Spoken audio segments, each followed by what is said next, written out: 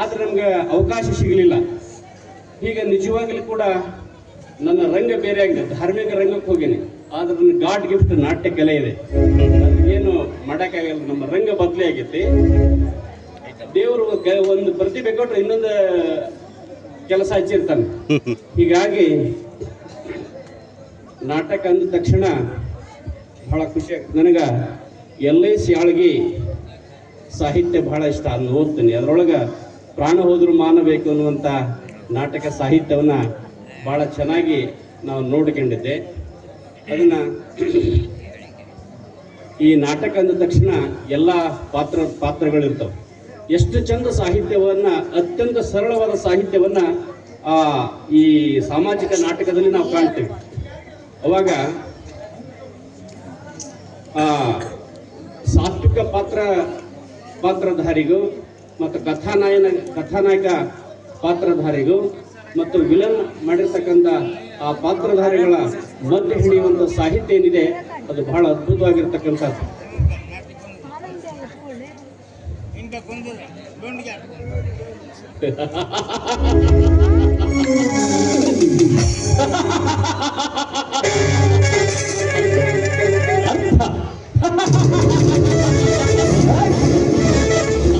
ಅರ್ಥ ಮಾಡಿಕೊಂಡಿದ್ದೇನೆ ನಿನ್ನನ್ನು, ನಿನ್ನ ಪ್ರೇಮದ ಬೆಲೆ. ನಂಬಿದವರ ಹೃದಯಕ್ಕೆ ಆತ್ಮ ವಂಚನೆಯಿಂದ ಕೊಲೆ ಮಾಡುವುದೇ ನಿನ್ನ ಪ್ರೇಮದ ಬೆಲೆ. ಸ್ನೇಹಿತರ ಸತಿಯನ್ನು ಸುಳಿಯನ್ನಾಗಿ ಮಾಡುವುದೇ ನಿನ್ನ ಸ್ನೇಹದ ಬೆಲೆ. ನಂಬಿದವರ ಹೃದಯಕ್ಕೆ ಆತ್ಮ ವಂಚನೆಯಿಂದ ಕೊಲೆ ಮಾಡುವುದೇ ನಿನ್ನ ಪ್ರೇಮದ ಬೆಲೆ.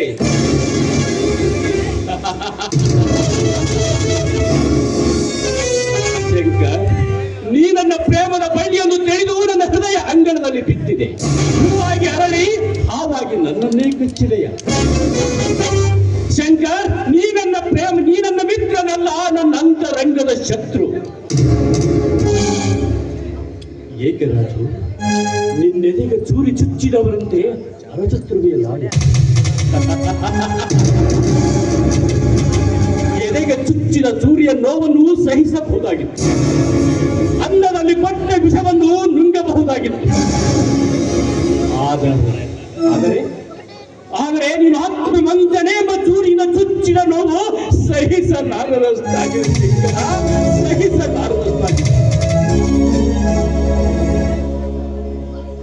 ರಾಜು, ಆತ್ಮ ವಂಚನೆ ಎಂದರೆ ಏನೆಂಬುದೇ ನನಗೆ ಗೊತ್ತಿಲ್ಲ. ಅಂದ ಮೇಲೆ ಇಂದು ಅದರ ಅರ್ಥ ನಾನೇನು ತಿಳಿಯಬಲ್ಲೆ. ಏನು ರಾಜು, ನಿನ್ನ ಆತ್ಮದಲ್ಲಿ ಕಾಡುತ್ತಿರುವ ಪ್ರಶ್ನೆ ಏನು? ಹೃದಯ ಬಿಚ್ಚಿ ನನ್ನನ್ನು ಕೇಳು. ಶಂಕರ, ನನ್ನ ಮನೆಯಲ್ಲಿ ಕೆಸರಿನಲ್ಲಿ ಬಿದ್ದು ಹೊರಳಾಡಬೇಕಾದ ನೀನು ನನ್ನ ಮನೆಯಲ್ಲಿ ಮೊಸರು ಬೆಳೆದರು. ನನ್ನಂತ ಆತ್ಮದಲ್ಲಿ ಕಾಡುತ್ತಿರುವ ಒಂದು ಪ್ರಶ್ನೆಯನ್ನು ಕೇಳುತ್ತೇನೆ, ಸತ್ಯವಾಗಿ ಹೇಳುತ್ತೇನೆಂದು ವಚನ ಕೊಡು. ರಾಜು,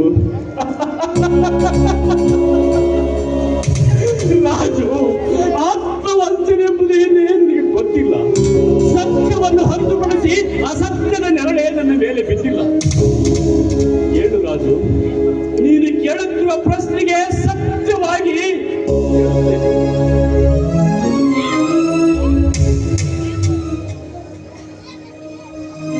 ನನ್ನ ಹೆಂಡತಿ ನನಗೆ ಏನಾಗಬೇಕು ರಾಜು?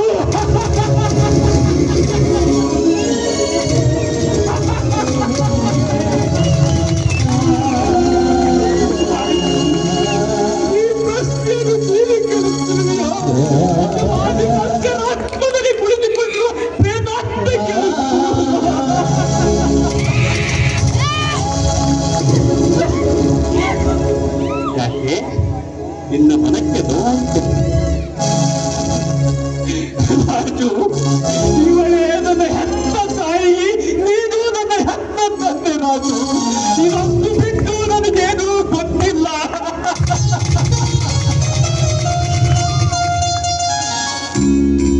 ಹುಚ್ಚು ಬಾಯಿ ವಿವೇಕಿ, ಹುಚ್ಚು ಹಿಡಿದ ನಾಯಿಯಂತೆ ತಾಯಿಯನ್ನು ಪುನರುತ್ತಿಯಾದರೆ ನೀಚ. ಬಹಿರಂಗದಲ್ಲಿ ಅಣ್ಣ ತಂಗಿರಂಬ ನಗರ ಮಾಡಿ ಅಂತರಂಗದಲ್ಲಿ ಪ್ರೇಮದ ಹಕ್ಕಿಗಳಾಗಿ ನಲಿಯುವರಿ ಲಿಂಗ ರಂಡೆಯರಾಗಿ.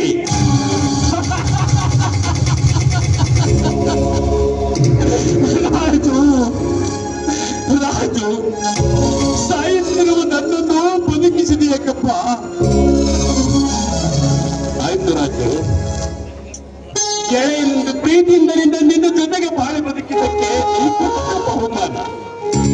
ರಾಜು, ಮನೆ ಬಿಟ್ಟು ಹೋಗುವೆ, ನಿನ್ನಿಂದ ಬಹುದೂರ ಹೋಗಿಬಿಡುವೆ.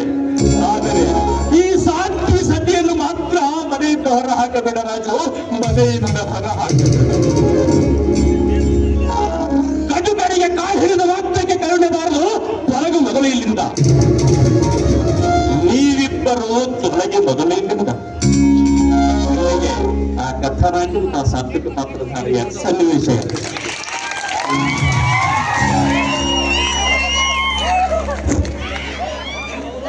ಇಲ್ಲಿಯವರೆಗೆ ನಾಟಕದ ಸನ್ನಿವೇಶವನ್ನು ಸಾದರಪಡಿಸಿ